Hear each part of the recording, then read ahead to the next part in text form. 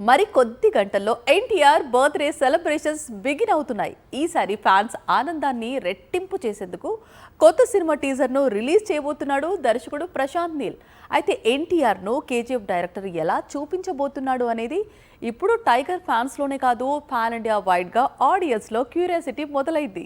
ఇది Salaar teaser. హీరోయిజంను elevate చేయడంలో ఒక్కో దర్శకుడు ఒక్కో దారిలో వెళతాడు.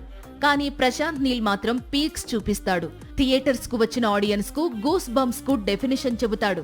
అలాంటి మేకర్ గతంలో కేజీఎఫ్, సలార్ చిత్రాలు తీసిన దర్శకుడు ఇప్పుడు ఎన్టీఆర్ హీరోగా సినిమాను తెరకెక్కిస్తున్నాడు. యంగ్ టైగర్ ఇప్పటి వరకు నటించిన చిత్రాలు వేరు, ప్రశాంత్ నీల్ మూవీ వేరు.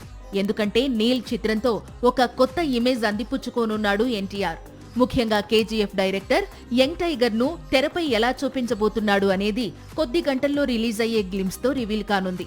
ఎప్పటి నుంచో ప్రచారంలో ఉన్న డ్రాగన్ టైటిల్ లాక్ అవుతుందా, లేక కొత్త టైటిల్ తో సర్ప్రైజ్ చేస్తారా అనేది కూడా కొద్ది గంటల్లో క్లారిటీ రానుంది. ప్రశాంత్ నీల్ అనగానే డార్క్ టోన్ కామన్ అయిపోయింది. ఎన్టీఆర్ చిత్రంతో ఈ సెంటిమెంట్ ను బ్రేక్ చేయబోతున్నాడట నీల్. అది కూడా సినిమాకు హైలైట్ గా నిలిచింది. రుక్మిణి వసంత్ హీరోయిన్ గా నటిస్తోంది. వచ్చే ఏడాది జూన్ 11న వరల్డ్ వైడ్ గా రిలీజ్ కానుంది. ప్రశాంత్ నీల్ మూవీస్ అంటే సీక్వెల్స్ కు కేర్ ఆఫ్ అడ్రస్.